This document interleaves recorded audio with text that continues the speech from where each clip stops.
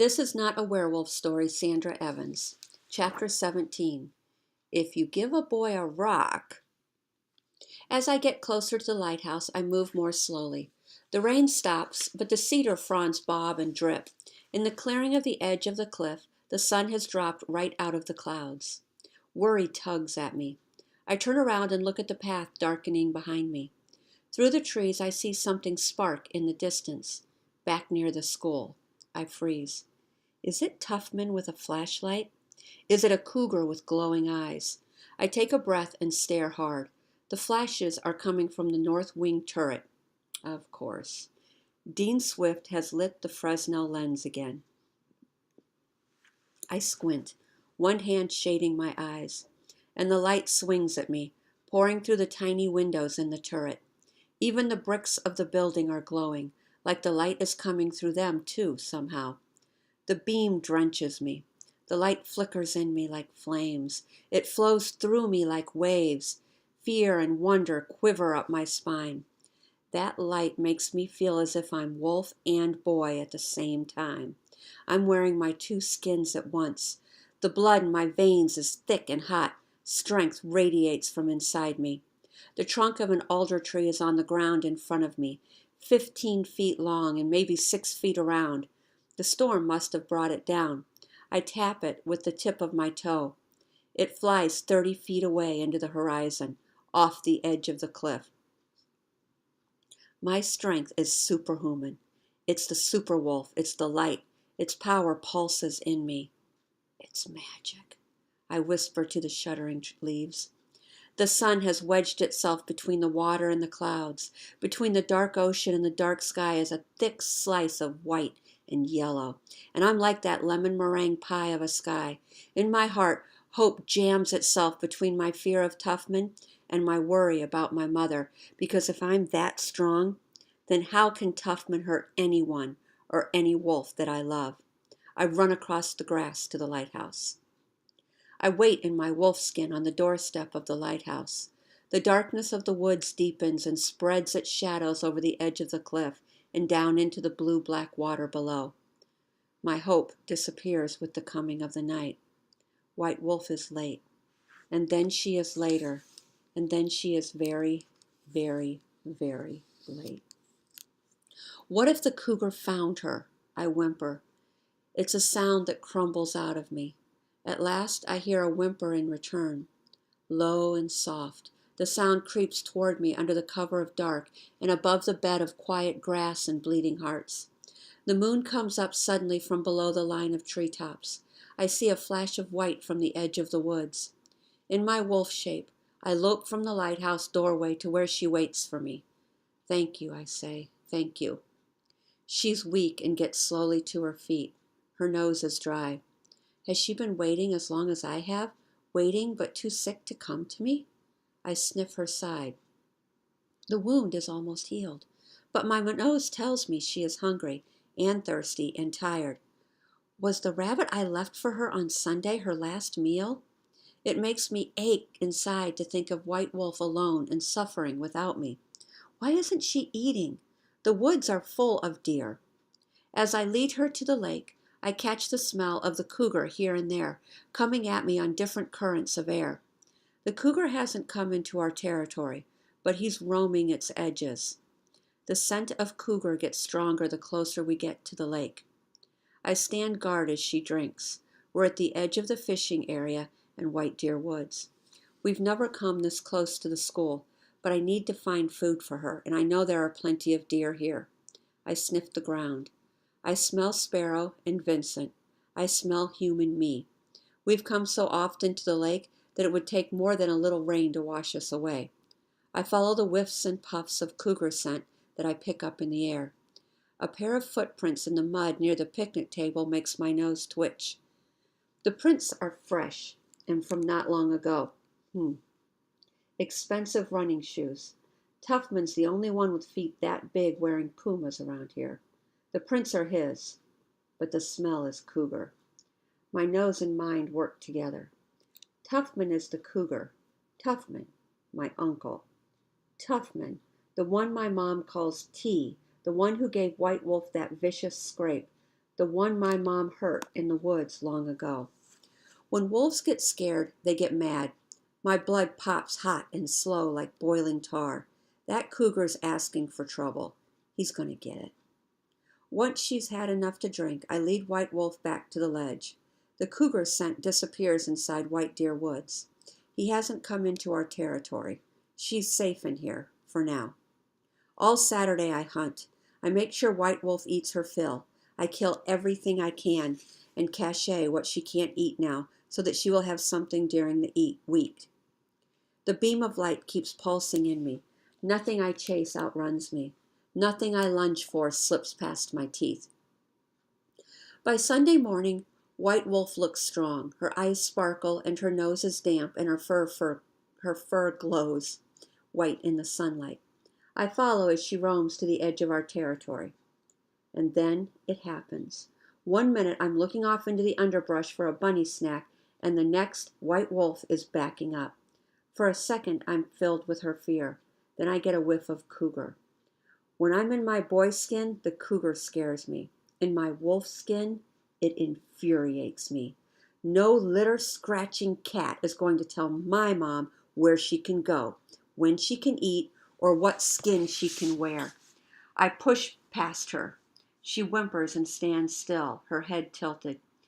She wants to go back, and she wants me to come with her, but I'm not leaving her like this, not for a whole week. If that cougar is up ahead, then I'm going to find him and finish him. I'll run him off the edge of the cliff. I messed up during the week. Boy me spent his time eating candy and looking sideways at Marianne, but Wolf me is going to take care of the problem. I run harder as the cougar scent gets stronger. I head directly toward it, and a second later I feel her behind me. My wolf mouth smiles. Our feet beat in time against the hard, dry dirt under the cedars. 2 against 1. This is how wolves chase off a cougar. We're so close to the lake, I can smell the pollywogs Little John hasn't eaten yet. The cougar's scent is so strong I almost choke on it. Then I hear a whistle, and a split second later, I'm lying on the path, a searing pain in my right shoulder. I can hardly breathe, it hurts so bad. White Wolf sniffs me. She whimpers. A second later, she growls like a wild animal and dashes past me. I struggle to my feet and follow her. White Wolf's growl rumbles in the quiet woods ahead. I didn't know there were 2 of them, a boy's voice screams out. Humans. I race through the pine trees. The lake is just ahead. I want White Wolf to turn around and come back. We hunt cougar, not humans. What if they have a gun? Get up here on the table, a man's voice says. I hear a boy sobbing. No, the man shouts. Get off the ground. As I come into the clearing, I skid to a stop, stunned. White Wolf has brought Tuffman and Vincent to bay on the picnic table. They're wearing running shoes and shorts. There's a little stack of pink flags on the ground. They are staking out the 5K practice one for PE. When did those 2 get to be such good buddies? I look at her. My mother is a magnificent beast. Her teeth are sharp and gleaming. Her fur is standing on end so that she looks twice her usual size. And her usual size is about twice the size of any wolf you've ever seen. Stand up, Tuffman yells. Vincent is on his hands and knees on top of the table, shaking with fear. Tuffman grabs him by the back of his neck and yanks him upright. He shakes Vincent hard. Pull it together, he says angrily. I'm not about to lose her after all these years just because you're chicken. Vincent has the slingshot I gave him. That must be how the rock hit me so hard. He's bawling his eyes out and shaking and trying to put another rock into the strap. Rock or no rock, White Wolf is going to kill Vincent. No, I want to shout. Stop. He didn't know what he was doing. My mother is going to kill my best friend. She's going to jump on him, pin him down, and do to him what we do to weasels and rabbits and deer. I rush between them, barking and dancing around in front of White Wolf, trying to get her to calm down. You can't reason with a wolf. Nose nudges and nips aren't going to stop her. Never, and I mean never, mess with a wolf's mother's baby. Whiz! Whack! Another rock hits me, this time in the back of the head. White Wolf lunges to protect me, positioning her body between me and the table. She's barking so hard now, she's like a machine gun. I whimper but stay on my feet. I've got to get between her and them again. I'm the only one who knows everything, and one thing I know is that a wolf that attacks a human will be hunted down by the park rangers and killed within the week. But when I look up at the table again, I see it's Tuffman who has the slingshot now. That last shot came from him. The smell and sight of him remind me of what he is. He's the cougar. He wants to hurt White Wolf. He asked me questions so that I would lead him to her. Listen up, feline. Did you ever hear the saying, curiosity killed the cat? My fur goes electric. Every muscle in my body tightens. I turn to stand side by side with my wolf mother. Together we advance, growling fiercely. White Wolf shifts her weight, and I see she's about to jump. I gather up my strength. Sorry, Vincent. This can't be helped. You're too close to my territory. I'm going to do whatever a wolf has to do to get you out. Tuffman makes a little scream. Apparently, we are two really scary wolves. He drops the slingshot. He leaps off the table and is running before his feet hit the ground. Vincent follows. White Wolf and I give chase. Vincent is still bawling, but he runs so hard he catches up with Tuffman. If I had a stopwatch and opposable thumbs, I bet I'd clock them at 40 miles per hour. Before they even reach the road, White Wolf and I stop. We stop, panting, in the shade of the oak tree that is growing around my bike. As the thrill of the chase fades, I realize how bad my head hurts where Tuffman hit me with the rock. I meant to take the cougar down with my sling last week. Looks like Tuffman found a rock with my name on it first. That is what Marianne would call ironic. I rest my nose in my paws. Why did Vincent hit me in the first place? I didn't give him that slingshot so he could use it to hurt animals. Before the sun reaches the middle of the sky, I get up and follow White Wolf back to the lighthouse. We're not the usual dynamic duo. I feel dizzy. There's blood in White Wolf's fur. I sniff it. It's the old wound. Running so hard must have reopened it a little. If the bunnies and deer have come up with any revenge fantasies, this would definitely be the time for them to act on them. They could pelt us with pine cones and green berries, and we'd go belly up. I'm worried when I walk into the lighthouse, but if White Wolf stays near the ledge, she'll have plenty of food. And just because I'm not with her doesn't mean I won't be hunting cougar. This week, I won't get distracted. This week, I'll remember what matters. It takes me a long time to shift. I keep losing track of what I'm doing. I manage to walk out of the lighthouse fully dressed. I find out later my underwear is on inside out and my t-shirt is on backward, but at least I zipped my jeans. By the time I get to the school, I'm out of breath and dizzy. My head aches, my right shoulder burns. Bobo meets me on the front steps. She jumps up and rests her paws on my chest. Oh no, how could I forget her stinky stick? I gently help her down to all fours. She gets herself into a pickle like that sometimes when she has just enough strength to get up, but not enough to get back down. Old hips, young heart. I'm sorry, I whisper as I scratch just under her left ear. She licks my hand and then my cheek. Forgiven. It's simple between animals. I see Marianne's suitcase in the foyer when I come in. She beat me again. I walk into the TV room. I need to sit a second before I can make it up to my room. Marianne takes one look at me and sets her book down. Dean Swift, she calls, running up the stairs before I can stop her. I stand there and stare at her book for a long time. My brain can't turn the letters of the title into words. Finally, I get it. The History of Paris. The two of them come down half a minute later. I'm still staring at the book. It makes me feel less dizzy. Dean Swift's face is bright red from the dash down the stairs, and I can see that whatever Marianne told him has got him worried. See? She says, pointing. I look around, but she's pointing at me. Dean Swift comes up and puts his face very close to mine. What have we got here? He says softly. He touches my chin gently with his fingers and lightly turns my head one way and then the other. The pain in my head makes my knees buckle. Dean Swift catches me around the waist and settles me into a chair. He kneels in front of me. Marianne, bring me the flashlight from my top desk drawer. She races back upstairs. Before I can stop myself, I lean over the arm of the chair and throw up into a wastebasket. Dean Swift pats my back. He hands me a tissue. Nice aim, he says, like it's nothing to be embarrassed about. Turn out the lights, he calls as Marianne comes back down the stairs. Now look into the flashlight when I hold it up to your eyes. I do what he says, even though the bright light aches. The dean whistles low. Concussed, my boy. You have been concussed. How did this happen? I was climbing a tree, I begin, to get my kite, and I fell. I have to stop a lot because I'm making it up as I go. Right on my back, I add. And there was a big rock. I fell backward onto a big sharp rock. I pause. It throbs where Vincent tagged me with that rock. I better cover all my bases. 2 rocks. My shoulder landed on one. I see Dean Swift glance at the phone by the front door. My dad knows, I say quickly. He was there when it happened. We were having a picnic lunch at Fort Casey before he dropped me off. I told him I was fine. He said to tell you if I felt worse. Dean Swift's jaw tightens.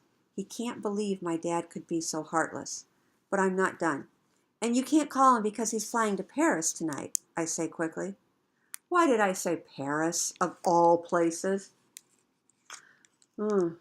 It must be that international conference for wildlife biologists, Dean Swift says, stroking his chin.